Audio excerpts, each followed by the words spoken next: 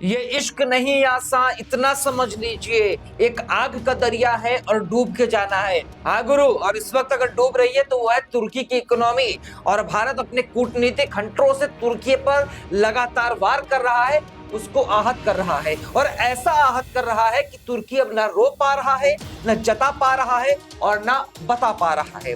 Operation सिंदूर के दौरान तुर्की ने जिस तरीके से अपना पाकिस्तान प्रेम दिखाया, अब उसकी कीमत उसको चुकानी पड़ रही है। भारत ने तुर्की को सबक सिखाने के लिए अब वो सब करना शुरू कर दिया है जिसकी तुर्की ने सपने में भी उम्मीद नहीं की थी। और इस बार खेल सिर्फ कूटनीति का नहीं बल्कि आर्थिक मोर्चे का भी है। तुर्की को शायद ये कभी अंदाजा नहीं था कि उसके पाकिस्तान प्रेम का जवाब भारत इस कदर देगा।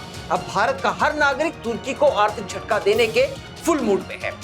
हर तरफ भारत में बाइकॉट तुर्की की आग इस तरीके से फैल रही है कि हर कोई अब देश के देश पहले है का नारा लगातार लगा रहा है और तुर्की से अपनी दुश्मनी निकाल रहा है। तो वहीं अब इस मुहिम में एयर इंडिया हमारा गर्व शामिल हो गया है।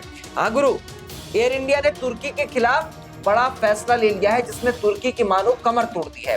टाइम्स ऑफ इंडिया में छपी एक रिपोर्ट के मुताबिक एयर इंडिया अब टर्किश टेक्निकल्स के साथ जो अपना सहयोग था वो समाप्त करने जा रही है। ये तुर्की की कंपनी है और ग्लोबल एविएशन सर्विस प्रोवाइडर है। ये कंपनी अब तक एयर इंडिया के बेड़े में मौजूद बोइंग 777 विमानों के लिए मेंटेनेंस का काम करती है। एयर इंडिया के सीईओ और एमडी उन्होंने ये बात बताई है कि अगर इस तरह से व्यापार जारी रखने को लेकर कोई चिंता है तो हम विकल्प तलाशेंगे।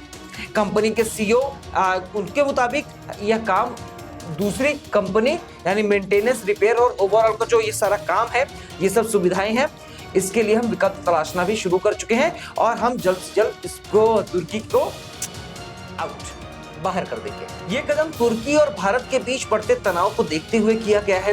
मई महीने में तुर्की और उसके राष्ट्रपति एर्दोगन ने पाकिस्तान का समर्थन किया और भारत के आतंकवादी विरोधी अभियानों की निंदा करी थी। पाकिस्तान को भाई और पक्का दोस्त कहने वाले एर्दोगन को यह अंदाजा नहीं होगा कि भारत अब किस तरीके से बदला लेगा। तभी तो भारत की bureau of civil aviation security यानी उड्डयन मंत्रालय ने 15 मई को तुर्की की company Celebi airport services India private limited का जो सुरक्षा था उसकी जो मंजूरी थी उसको रद्द कर दिया। BCAS ने राष्ट्रीय सुरक्षा के लिए इसको बड़ा खतरा बताया।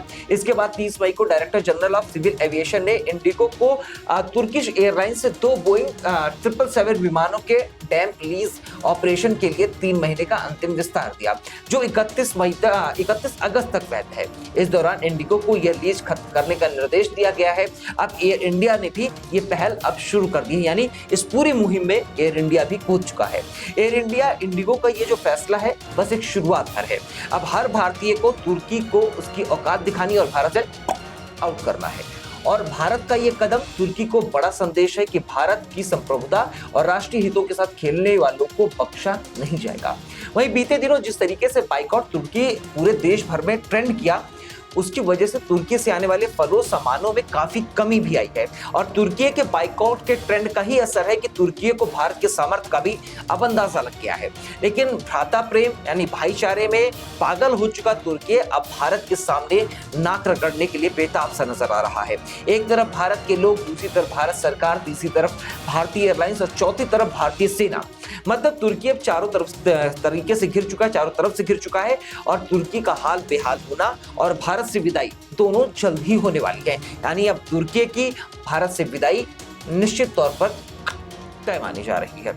आप इस खबर को कैसे देखते हैं कमेंट बॉक्स में जो बताइएगा। अगर ये वीडियो पसंद आई हो तो वीडियो को लाइक कीजिएगा, चैनल को सब्सक्राइब करना बिल्कुल मत भूलिएगा और ऐसी और वीडियोस के लिए आप बेल आइकन जरूर कीजिएगा जिससे हमारी इस तरीके की जो वीडियोस है वो आप तक सबसे पहले पहुंचे। बहुत बहुत शुक्रिया, धन्यवाद, नमस्कार। वीके न्यूज, राष्ट्र के नाम।